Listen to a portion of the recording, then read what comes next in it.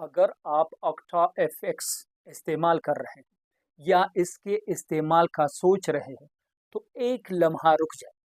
میں نے آج اسٹیٹ بینک آف پاکستان اور مختلف دینی اداروں کے فتاوی کی روشنی میں ایک تحقیق کی ہے جس کا جاننا ہر آن لائن ٹریڈر کے لیے ضروری ہے۔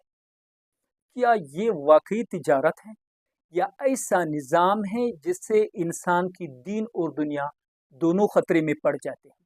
آئیے حقیقت کو جانتے ہیں۔ بسم اللہ الرحمن الرحیم۔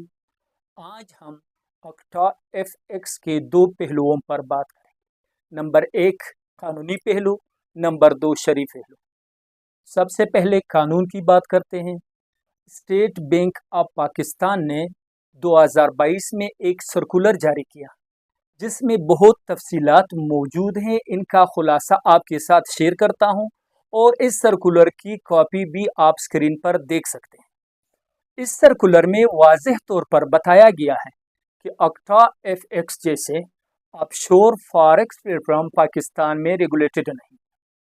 اس کا مطلب یہ ہے کہ اگر کسی پاکستانی کے پیسے آکٹا ایکس پلیٹ فارم میں ضائع ہو جائے تو پاکستانی ادارے اس کے ذمہ دار نہیں۔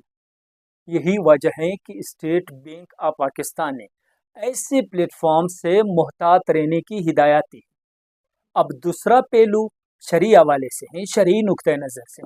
تو شرعی نقطۂ نظر کے حوالے سے اپنا نظر پیش کرنے کے بجائے پاکستان کا مشہور ترین مستند دینی ادارہ جامعۃ العلوم الاسلامیہ کراچی کا فتویٰ آپ کے ساتھ شیئر کرتا ہوں، جس میں مفتی صاحبان لکھتے ہیں کہ مختلف شرعی اصولوں کے پامالی کی وجہ سے آکٹا ایف ایکس پر ٹریڈنگ کرنا جائز نہیں ہے۔